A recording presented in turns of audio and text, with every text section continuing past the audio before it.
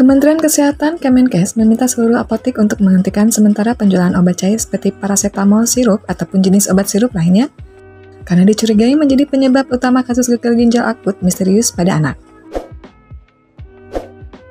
Berdasarkan hasil sampling dan pengujian, Badan Pengawas Obat dan Makanan BPOM telah mengungkapkan ada 5 obat sirup yang mengandung senyawa ethylene glycol atau EG dan diethylene glycol atau DEG, melebihi ambang batas. Kelima obat tersebut adalah Thermorex sirup, Flurin DMP sirup, Unibaby Cough sirup, Unibaby demam sirup, dan Unibaby demam drop. BPOM telah memerintahkan untuk menarik kembali obat tersebut dari semua industri farmasi, apotek, dan rumah sakit. Jayadi Aziz, Ikatan Apoteker Perwakilan Gorontalo menyebut, orang tua bisa menggunakan terapi non-medis jika anak balitanya mengalami demam. Terapi non-medis khusus anak demam menurut Jayadi Aziz merupakan kompres air hangat. Ia pun meminta orang tua tak khawatir.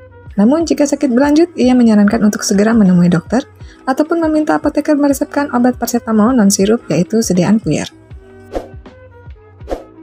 Dosen Fakultas Kedokteran Universitas Muhammadiyah Surabaya, Gina Nurjalia, yang juga merupakan dokter spesialis anak, turut memberikan tips untuk mengatasi anak demam.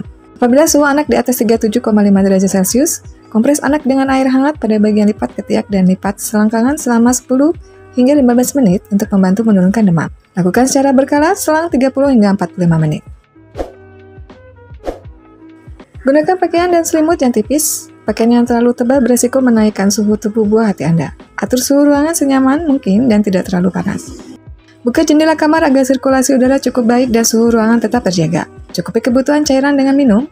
Biasanya ketika anak sedang tidak enak badan cenderung enggan makan dan minum. Namun ketika demam, anak butuh mendapatkan asupan cairan yang cukup sebab air di dalam tubuh mereka cepat hilang karena ia berkeringat atau karena ia banyak buang air kecil. Orang tua juga menyiapkan makanan hangat. Makanan hangat seperti bubur atau sup ayam dapat membantu anak untuk tetap terjaga staminanya walaupun sedang tidak fit. Jangan lupa untuk menambahkan asupan buah-buahan yang kaya akan vitamin C, karena saya membantu meningkatkan imunitas tubuh dalam melawan bakteri atau virus penyebab demam pada anak. Ada beberapa sumber yang menyarankan untuk menggunakan ibuprofen sebagai pengganti paracetamol. Namun Guru Besar di Fakultas Farmasi Universitas Gadjah Mada UGM, Julius Ikawati, menegaskan bahwa letak permasalahan dalam kasus gagal ginjal akut misterius pada anak saat ini bukan pada kandungan paracetamol atau ibuprofen, namun pada pelarut dalam sirup obat.